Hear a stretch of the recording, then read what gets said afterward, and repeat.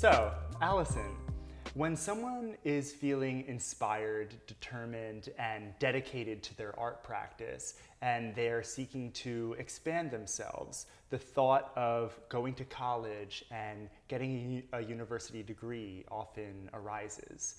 What is your advice for someone who is asking themselves whether or not they should go to art school? Yes, today in our climate currently, it must be a tremendous decision to make to go to school at all right now with all the online courses. To go to school means to gain a degree, credibility in your field, and in some fields you must go to school. You need to have a degree, you need to have the certification in order to get the trust of the people who would hire you or that would allow you to serve in that capacity. So yes, I think art school is a big question. I know people who went, like myself, who went to school and got a great deal of benefit from school. Mm-hmm. And then there are people who also are extremely successful who did not. So to say that one is better than the other, it's really a matter of a decision that an individual has to make. And here's some of the things that we think about when we're making that decision. I know most of the people, will have already considered these things, which is number one, finances. Are you going to go into such serious debt, and will it be worthwhile? That's it. And really, that's a question that that only you can answer, because there are scholarship programs, there are granting institutions, and there are loan programs. And if you feel that you need this education in order to be the artist that you want to be, you may be looking at the following things that art school has to offer. Art school has the resources. Art school has all the, programs that you need to learn before you buy them for yourself. Mm-hmm. They have all of the video equipment and things that you can borrow while you're learning to be a filmmaker, and they teach you the right practices of like how filmmaking is done and the steps that you have to go through to do the creation that you want to be creating. I mean, I got a lot of use out of learning how to do many different kinds of art, silk screen. I didn't have to have all the equipment to try it. Mm-hmm. So for some people, that can be a great advantage for a while to get started and get the education that you need. But for other people that are really, really motivated, all of that information is available. And what school does for people is it holds your feet to the fire, really. I mean, when you mm-hmm. you pay attention primarily in life. Like if you pay attention. If you get it for free, you have to have the motivation, and you have to use your advantage if you get it for free. So people who use their advantage and get it for free are very, very fortunate, and they can be getting it for free because of scholarship or because of a patron or because of something.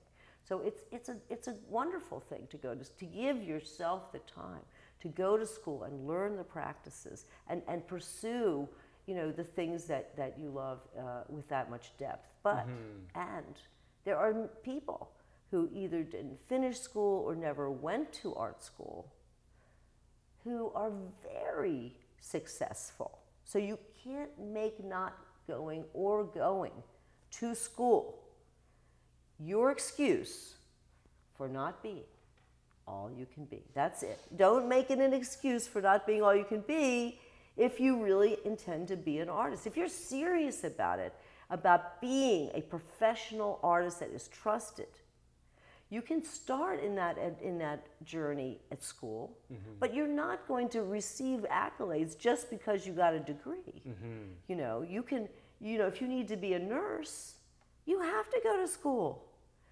Art school is something that you can choose, and it is a great resource for a lot of people. And taking art classes, we teach art classes here, and I've seen people who, were, say a dear friend who was an art teacher, but wasn't really practicing her art as much because she was giving herself so much to her students, started taking classes here and taking everything she could, and she is like an incredible artist now. So I'm saying, if you have the motivation, you can take classes with the people that you choose, that you would like to study with. That's the thing you have to find if you go to school. You have to find the people that you want to study with.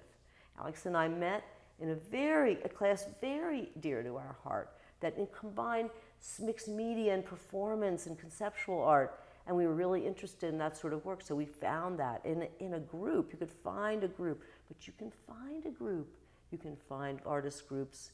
You have to be outgoing. You have to do the research and find out where those groups are. So, yeah, I think you can get a great art practice going either way. Yeah.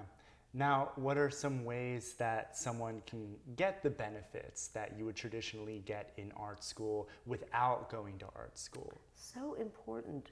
Thanks for mentioning that, because if you're going to use the figure in your art, you need to take figure drawing classes, and you need to take them seriously, like you would take ballet. It's the kind of thing that technique will teach you how to do. Whether you decide to abstract the figure more, or impressionist paint the figure more, more abstract expressionist, whatever. You will need to understand the body, the figure. You need to look at the figure a lot if you're going to use the figure in your work. Or look at the art of other people. The art, you need to study the art of others and do a lot of practice. You can't really learn everything about painting and drawing life only by drawing through photographs. I think that you end up with a very flat result primarily. But you can use photographs in amazing ways today.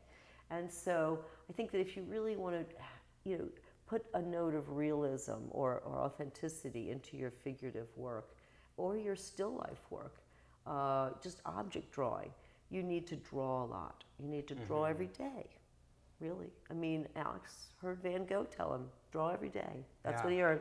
The painting, it came right out, and he does draw every day. So, yeah, if you want to really be good at that, you have to do it every day. But it's like, people have to, in their art, they have to go to what calls them. So, like, for instance, Alex is extremely, he's gone through long periods of reading about religion, Buddhism, Eastern religion, philosophy. He's really a philosopher, we say. And so, that's what he loves to pursue. And, I would say look for what, you love, your passion. If you like to look through fashion magazines, you'll get ideas. If you like to look through, all kinds of, ancient, books, if you enjoy Jung and Freud and, and great philosopher, go for what you love.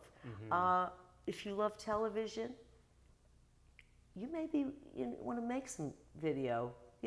Actually, it's like whatever you really love.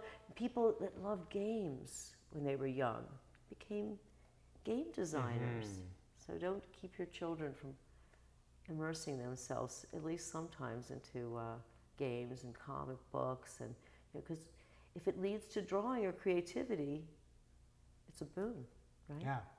Yeah. It seems that discipline is a very important thing to have if you're not going to go to art school. When you're in school, you have professors and you have this whole kind of system around you, grading you, and kind of like how you said, putting your feet to the fire.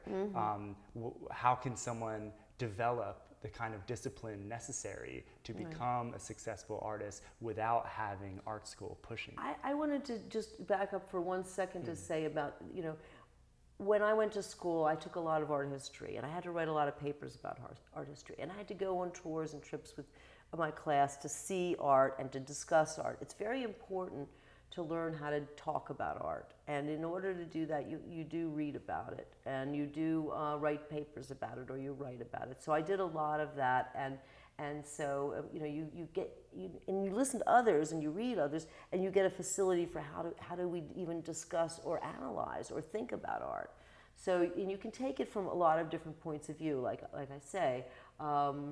But in any case, I always use Alex as a great example because he took his senior year of art school as an independent study, just personally, not with portfolio, but just personally. And he worked really hard that year. And one of the things that he did to learn about art history and about art was to read all the back issues of Art Forum. He decided rather than spend his money on art school, he was going to buy all the back issues of Art Forum, and we built a loft together so he could just paint for 6 months and just immerse himself for a certain period of time.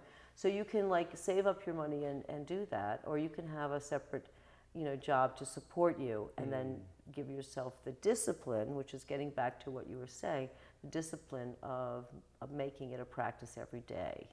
I think that if it's something that's important enough to you that you think that you would like to make it your right livelihood, which is to say that it supports your life, you need to put as much work in as you would having your own business. It's like when you have your own business, you are 24/7. There's no days off, really. I mean, you can take them if you want to, but your mind is always on your business. It's your business. So if it is that for you, or it can be a spiritual practice, as we were saying before. You could say, okay, I only have 3 periods a week where I'm going to make art, but I'm going to drop into it for that period. And you give yourself, like we were saying before, the time, the space, and have your materials around you, and you drop into it. That's how you create the discipline. It's a practice. You won't learn to play piano unless you practice. Yeah. Wow. Well, Allyson, thank you so much for exploring this subject with us today. Thank you so much, Tyler.